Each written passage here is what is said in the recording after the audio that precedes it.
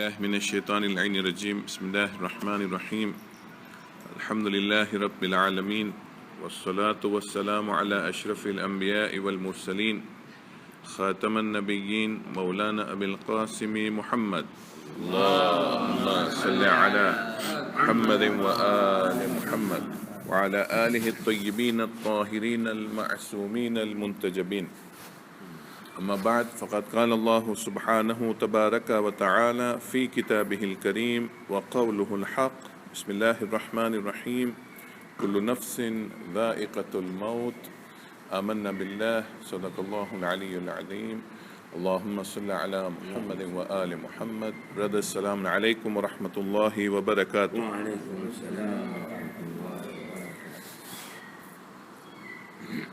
A question creeps up.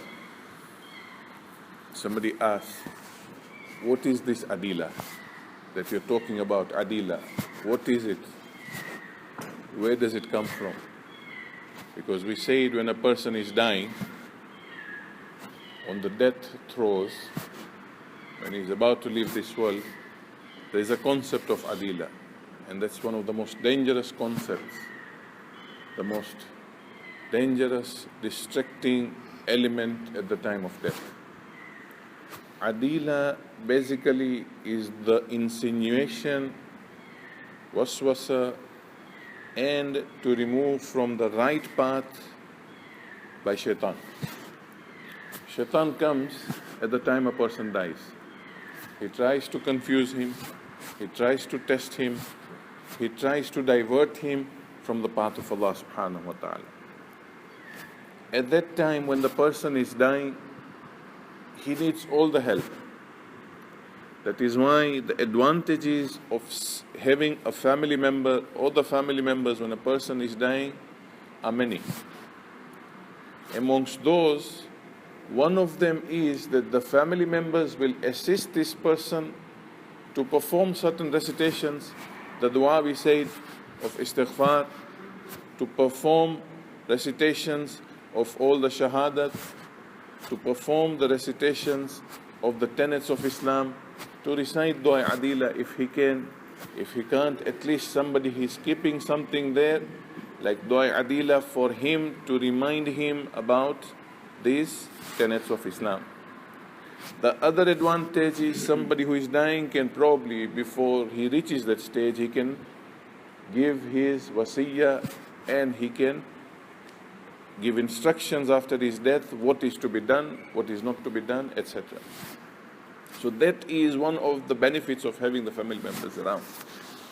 But now when we talk of this adila, I just want to refer you to the end section of dua adila, which is recommended to be recited every single day after Fajr prayers. Don't miss it. This is the only thing that probably is going to help us, inshallah, when we die. Inshallah, we will discuss what are other things that will assist us at the time of death that we should perform along the way we go on in this life. Throughout this life, there are certain deeds and amal that we perform. It will definitely help us at the time of death. And we should not miss those things. We should not take them lightly. Because those are the things that is definitely going to bring about that strong conviction and faith at the time of death.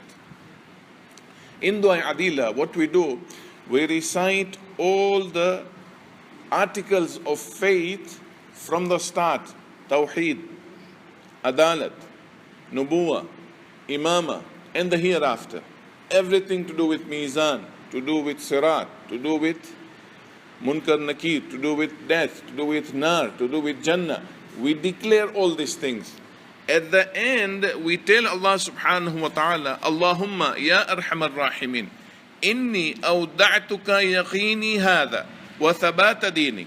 Oh Allah subhanahu wa ta'ala, I am depositing with you this faith of mine that I have declared.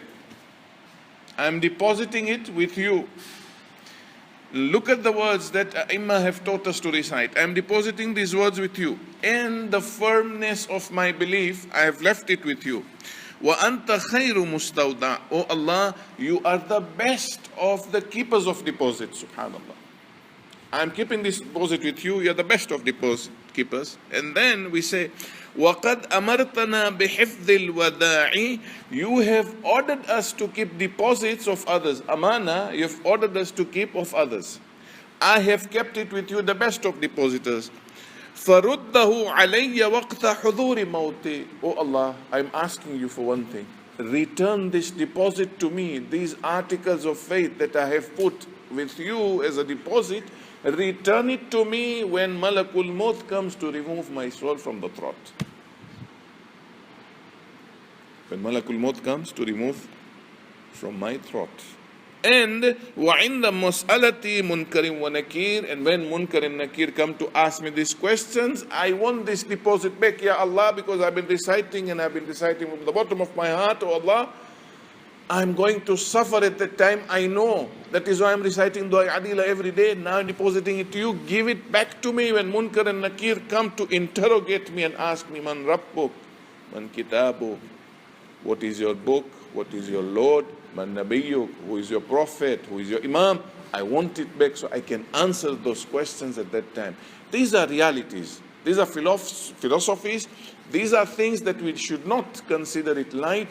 Take it seriously. These are the benefits that we have. We call it leakage before the exam. This is the leakage. Birahmatika ya arhamar rahimin. The last sentence, that is where the adila word comes.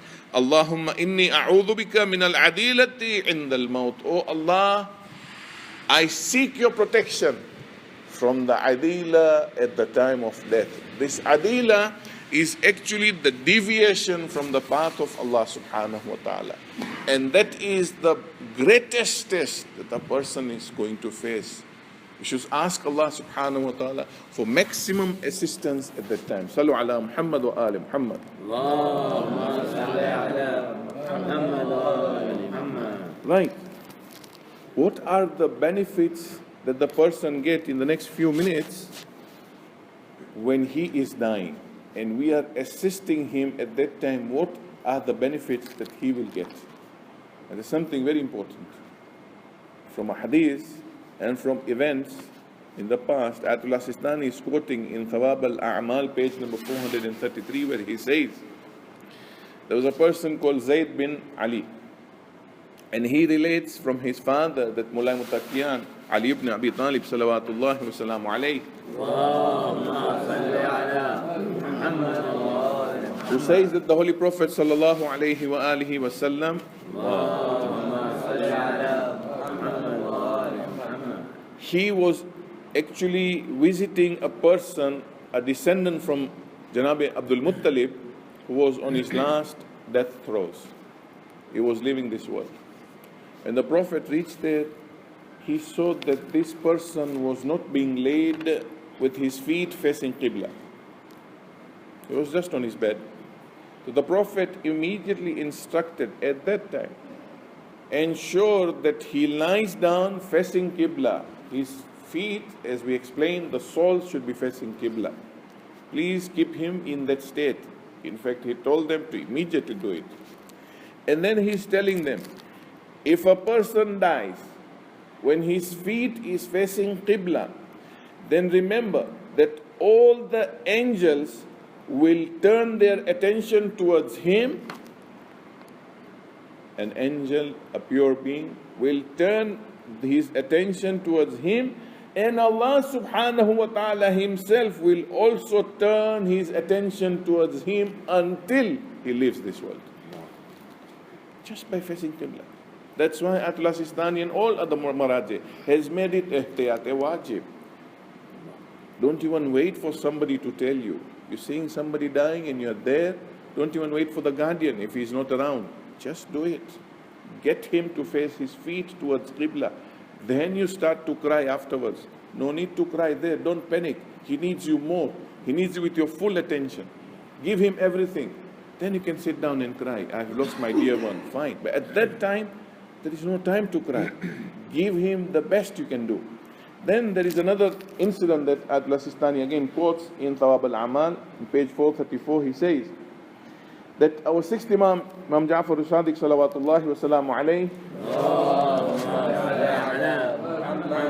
quotes from again the Holy Prophet sallallahu alayhi wa sallam. He says at the time of death, one should recite the last sentence, La ilaha illallah. To recite this La ilaha illallah is a whole life process. You see, it's not something easy. Tomorrow I'll talk, inshallah, about a parrot who dies. The parrot who is reciting La ilaha illallah. Small incident. We'll enjoy it tomorrow. Time is up. La ilaha illallah to the dying person. Since he says, whoever, the Prophet says, whoever recites La ilaha illallah and his last words before he leaves this world is La ilaha illallah, Jannat is wajib for him. He will immediately go to paradise because his life has ended with La ilaha illallah. You will say it's so easy. It's not easy. The last sentence to have La ilaha illallah requires each and every action of our life, each and every decision of our life, each and every thought of our life is La ilaha illallah. When that process happens, then at the time of death, the last sentence cannot come anything but La ilaha illallah. Sallu ala Muhammad wa ali Muhammad.